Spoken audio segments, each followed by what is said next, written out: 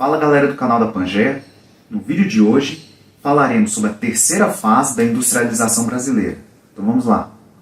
A terceira fase da industrialização brasileira, ela se dá entre 1930 e 1956, também chamada de Revolução Industrial Brasileira.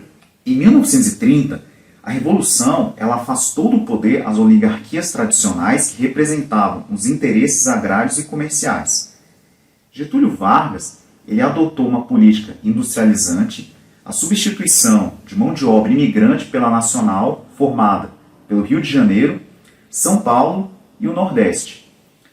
Vargas ele também investiu na criação da indústria de base e de energia, como o Conselho Nacional do Petróleo, em 1938, a Companhia Siderúrgica Nacional, a CSN, em 1941, a Companhia Vale do Rio Doce, em 1945, e a Companhia Hidroelétrica do São Francisco, a CHESF, em 1945.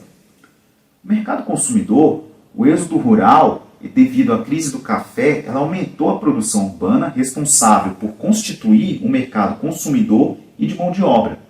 A substituição das importações devido à crise de 1929, que favoreceu o desenvolvimento industrial livre de concorrência estrangeira. E ocorreu um aumento das exportações devido à Segunda Guerra Mundial.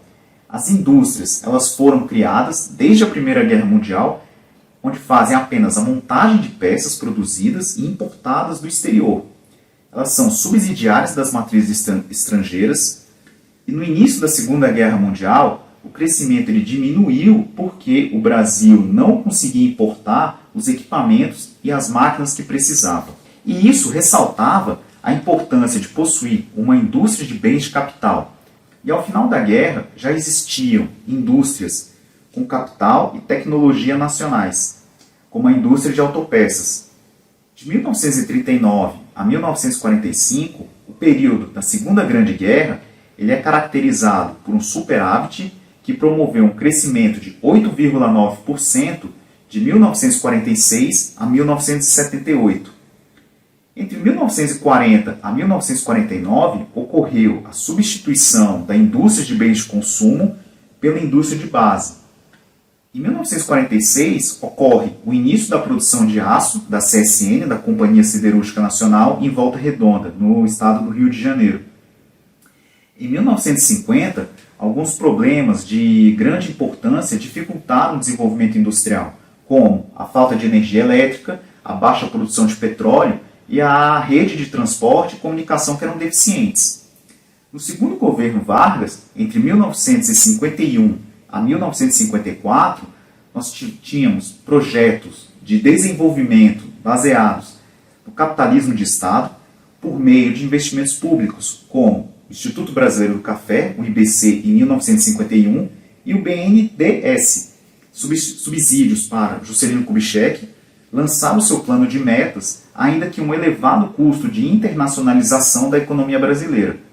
E com isso, as soluções que existiam nessa fase foram a Era Vargas, onde inaugurou a Companhia Hidrelétrica do Vale do São Francisco, a CHESF, a usina de Paulo Afonso e a Petrobras. Com JK, entre 1956 e 1961, onde criou o plano de metas, que dedicou mais de 2/3 de seus recursos para estimular o setor de energia e transporte.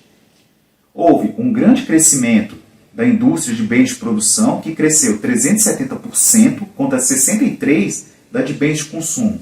E percebe-se por esses números que na década de 1950 alterou-se a orientação da industrialização do Brasil.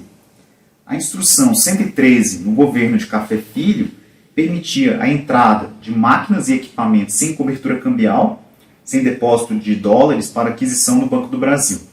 Pessoal, por hoje é só. No próximo vídeo falaremos sobre a quarta fase da industrialização brasileira. E no mais, se inscrevam no canal da Pangaea, tanto no YouTube quanto no nosso Instagram, dê um like e ative o sininho de notificações. Muito obrigado e valeu!